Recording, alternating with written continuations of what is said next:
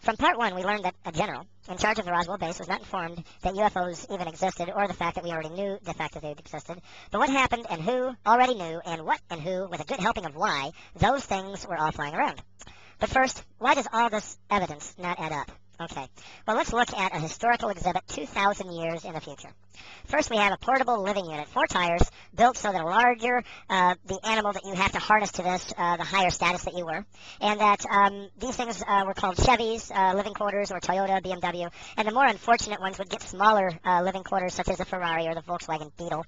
And what's really bizarre about it is the fact that these strange people had portable city halls that were made like great eagles with wings on them, and they would tow these statue birds from place to place on complex roads made only for these giant 747 statue birds and other government offices that they would move around. These 747s were also used for worship, and the first stage, the one that you just get into the door, they called it the first stage, and then there was second stage and then third stage. But the first stage, just inside the door, you were required to watch a movie of some type, either in worship or as punishment, depending on what you were there for.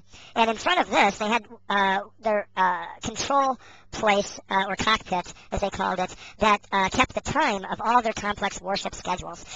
Each different ritual had its own ritual attached to it. Each dial had a time schedule, and each one was assigned to these dials. Some of these were called altitude, RPM, and the vacuum ritual, as we understand, was the most regarded and highest prized, sometimes referred to as the suck ritual. Anyway, the problem that we have here, basically, is that what is going to prevent someone 2,000 years from now to realize that a 747 really is a jet and it flies, cars are not houses, and we don't worship a cockpit? Well, if they never realized that fossil fuels were being used, then none of this other stuff would make sense. It would just be another dial or another twist of some metal, that some ornamental or something. It's hanging on the wing. I don't know. Okay, just stick it out there and leave it at that. So the question is, what were these things? All right, well, the fact is that we have to identify the fact that the pyramids are genuinely some type of a collector device. That these here may have been the first models of how to build it, and finally they got it right, building the Gaza pyramid. Now, it's simple. It follows the governing rules of archaeology. It's very simple. It was built in that order, but the thing of it is, these things had a purpose, and the other ones may have just been a prelude to building the Gaza power-generating plant. And it wasn't making any sense back in the 30s and in the 40s when we were digging these things up that there was microwave anything. We weren't paying attention to anything in the microwave bands, and we weren't expecting to find anything remotely interested or remotely identifiable as a microwave in a pyramid. I mean, let's face it, this is a long time ago. Let's leave it there, you know. No, the fact is these people had these powers. That means if they had electricity, that means they had electroplating. That means they did not pound a very, very thin sheet of gold over Tutankhamun's mask. This means that these technologies were in existence, that they had a very simple form, they were very functional, and once more, they were economic and green. Anyone could mix this up in their kitchen sink, use a little bit of lemon juice, bang, there it was. This is not mythical things, and yet at the same time, we base our religion on the fact that technology never existed. The fact is, we're finding out that technology did exist, and that these things are real, that the glider found in Tutankhamun's grave was indeed a working model of a glider. There was ornaments found that is working models of aircraft, and they built radio control aircraft to scale and actually flew it, and it does fly.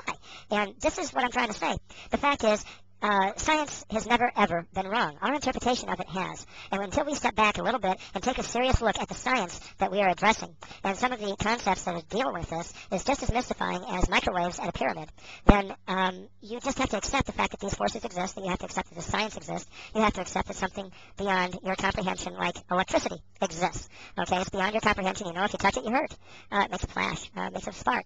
But how it actually converts into use into our computers and stuff like that, explain that to me.